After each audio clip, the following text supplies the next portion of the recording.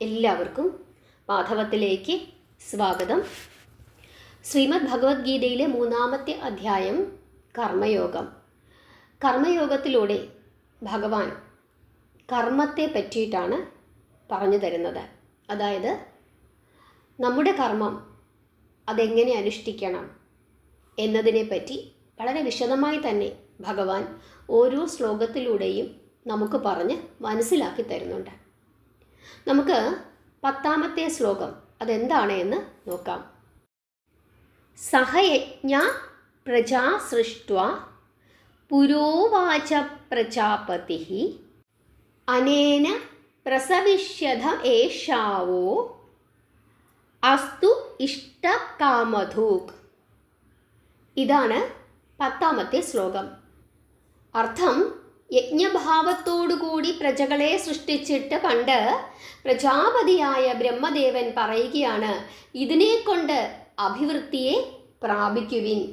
ഈ യജ്ഞകർമ്മം നിങ്ങൾക്ക് ഹിതകരങ്ങളായ അഭിലാഷങ്ങളെ നേടിത്തരുന്നതായി ഭവിക്കട്ടെ.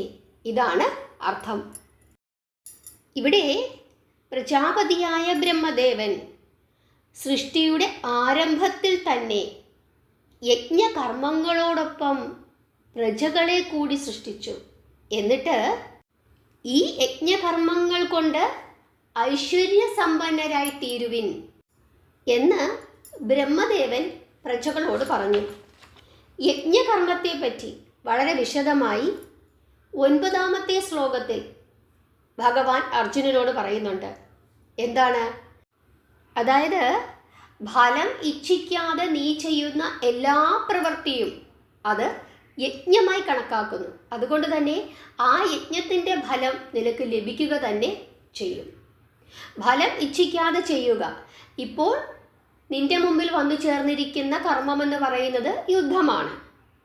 ഭൂമിയെ സംരക്ഷിക്കുന്നതിന് വേണ്ടി യുദ്ധം ചെയ്യുക എന്നുള്ള കർമ്മമാണ് ക്ഷത്രിയനായ നിന്റെ മുമ്പിൽ വന്നിരിക്കുന്നത്. അതിൻ്റെ ഫലം ഇച്ഛിക്കാതെ, അതായത് ചിലപ്പോൾ ജയിക്കാം, ചിലപ്പോൾ തോക്കാം, നിന്റെ ആളുകൾ ചിലപ്പോൾ മരണപ്പെട്ടേക്കാം, അതല്ലെങ്കിൽ ജീവിച്ചിരിക്കാം, എന്തുമായിക്കോട്ടെ, നീ നിന്റെ ജോലി ചെയ്യുക, ഫലം ഇച്ഛിക്കരുത്. അങ്ങനെ ചെയ്താൽ ആ കർമ്മം യജ്ഞമായി കണക്കാക്കാമെന്ന് പറഞ്ഞിരിക്കുന്നു. പിന്നീട് ഭഗവാൻ പറഞ്ഞത് എന്താണ്? യജ്ഞഭാവത്തോടു കൂടി പ്രജകളെ സൃഷ്ടിച്ചിട്ട് ബ്രഹ്മദേവൻ പറയുകയാണ്, ഇതിനെ കൊണ്ട് വർദ്ധിക്കുവിൻ. ഈ യജ്ഞം നിങ്ങൾക്ക് നല്ല ഫലങ്ങൾ നൽകുമെന്ന് പറഞ്ഞിരിക്കുന്നു. ഇവിടെ യജ്ഞം ചെയ്യുക, യജ്ഞത്തിൻ്റെ ഫലം നിങ്ങൾക്ക് ലഭിക്കും, അത് നിങ്ങൾക്ക് ഐശ്വര്യം വർദ്ധിപ്പിക്കും. ഈ സന്ദർഭത്തിലെ അർജുനൻ്റെ യജ്ഞം എന്താണ്? യുദ്ധമാണ്. ആ യുദ്ധം ചെയ്യുക, ധർമ്മയുദ്ധം ചെയ്യുക. നീ ഫലം ഒന്നും ആഗ്രഹിക്കേണ്ട, പക്ഷേ അതിൻ്റെ ഫലം ഐശ്വര്യമായിരിക്കും. കാരണം യജ്ഞം ചെയ്യുന്നവൻ്റെ ഫലമെന്ന് പറയുന്നത് ഐശ്വര്യമാണ്. ആ കാര്യം പ്രജാപതി ബ്രഹ്മദേവൻ പറഞ്ഞിട്ടുണ്ട്.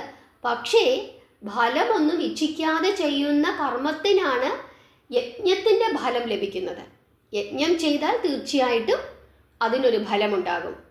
ഇവിടെ കർമ്മയോഗത്തിൽ പറഞ്ഞിരിക്കുന്നത് കർമ്മം ചെയ്യുക. അവിടെ ഫലം ഇച്ഛിക്കാതെ കർമ്മം ചെയ്താൽ അത് യജ്ഞമായി കണക്കാക്കുകയും അങ്ങനെ വരുമ്പോൾ ആ യജ്ഞത്തിന് നല്ല ഫലം ലഭിക്കുന്നത് പോലെ ഇപ്പോൾ നീ ചെയ്യുന്ന നിന്റെ കർമ്മത്തിന് നല്ല ഫലം ലഭിക്കുകയും ചെയ്യും. അത് പ്രജാപതി തന്നെ പറഞ്ഞിട്ടുണ്ട്, പ്രജാപതിയായ ബ്രഹ്മദേവൻ തന്നെ പറഞ്ഞിട്ടുണ്ട് എന്ന് ഭഗവാൻ ഇവിടെ പറയുന്നു. വീണ്ടും വീണ്ടും ഭഗവാൻ പറയുന്നത് ജോലി ചെയ്യാനാണ്. നമ്മളോടെല്ലാവരോടും ഭഗവാൻ പറയുന്നത് ജോലി ചെയ്യാനാണ്. നമ്മളാരും ചെയ്യാത്തതും അതുതന്നെയാണ്. കർമ്മം ചെയ്യാൻ ഈശ്വരൻ പറയുന്നു.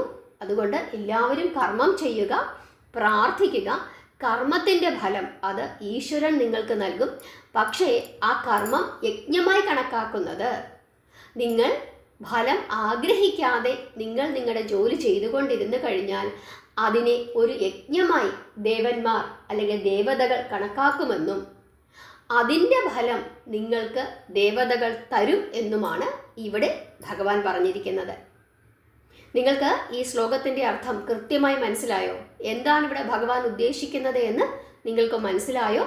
നിങ്ങളുടെ അഭിപ്രായങ്ങൾ പറയുക, കമൻറ്റ് ചെയ്യുക. ഇഷ്ടപ്പെട്ടെങ്കിൽ വീഡിയോ ലൈക്ക് ചെയ്യുക. എല്ലാവരും ജോലി ചെയ്യുക, പ്രാർത്ഥിക്കുക. ഹരേ കൃഷ്ണ.